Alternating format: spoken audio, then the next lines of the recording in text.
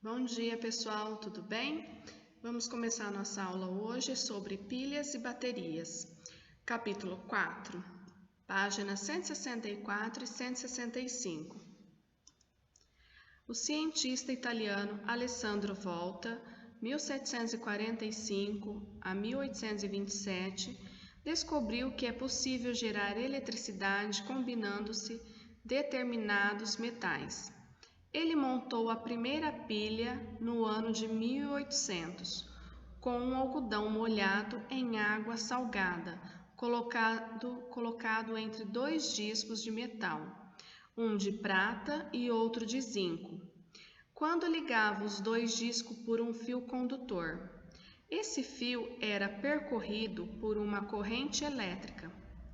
Então, Alessandro fez um teste. Empilhou vários conjuntos desses discos, descobrindo que poderia aumentar a intensidade da corrente elétrica que passava pelo fio. Desse experimento veio o nome pilha. Atualmente, as pilhas e as baterias são construídas com metais que reagem entre si e geram corrente elétrica por meio de um condutor. As pilhas são utilizadas em aparelhos cujo consumo de energia é pequeno, tais como rádios, relógios, calculadoras, máquinas fotográficas, controle remotos, lanternas.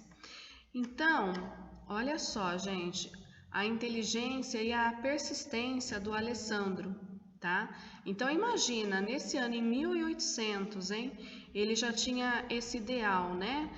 De sentar lá, fazer as suas pesquisas, de tentar descobrir algo novo, né? Que é utilizado até hoje. Então, nós temos o quê? Ele foi fazendo seus experimentos. E vocês acham que ele conseguiu fazer isso na primeira tentativa? Não, tá?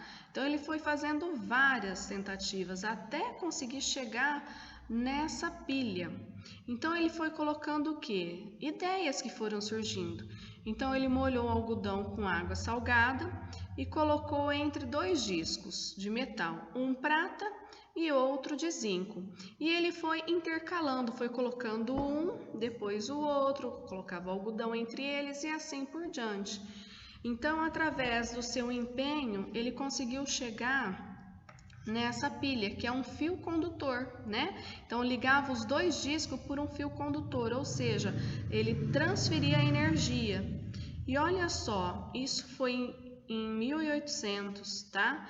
Então, nós estamos em 2020 e ainda nós utilizamos esse invento. Então, olha só o quanto que ele foi e é importante nos dias atuais, tá? Continuando aqui, pessoal. A energia gerada em algumas reações químicas pode deslocar-se por fios condutores, gerando a corrente elétrica.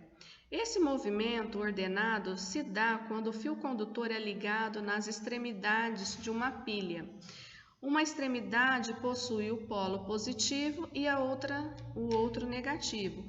Vamos ver aqui.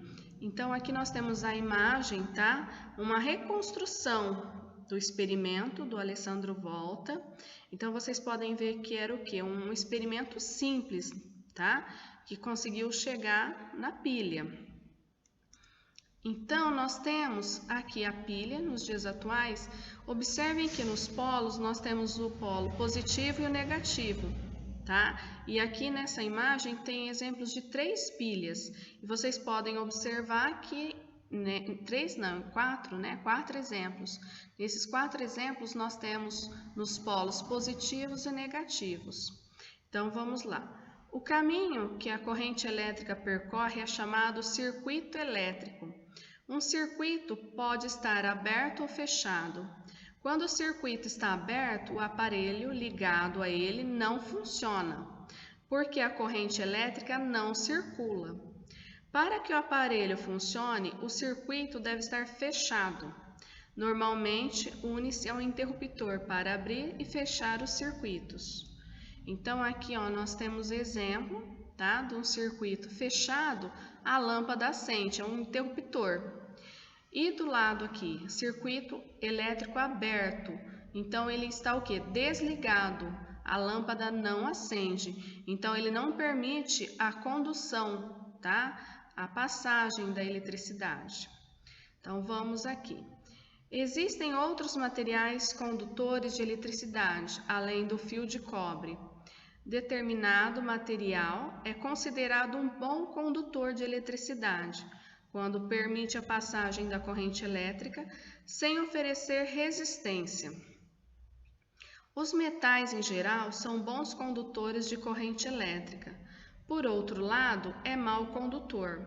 Ou isolamento elétrico, aquele material que dificulta a passagem da corrente elétrica, como isopor, borracha e madeira.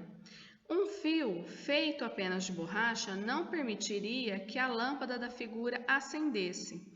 Então, ele está mostrando, ele está dando exemplo de material que é um bom condutor, que vai permitir a passagem, tá, da eletricidade. E outro ele diz que não vai ocorrer, que é um mau condutor. Ele deu exemplo do isopor, borrachas e madeira.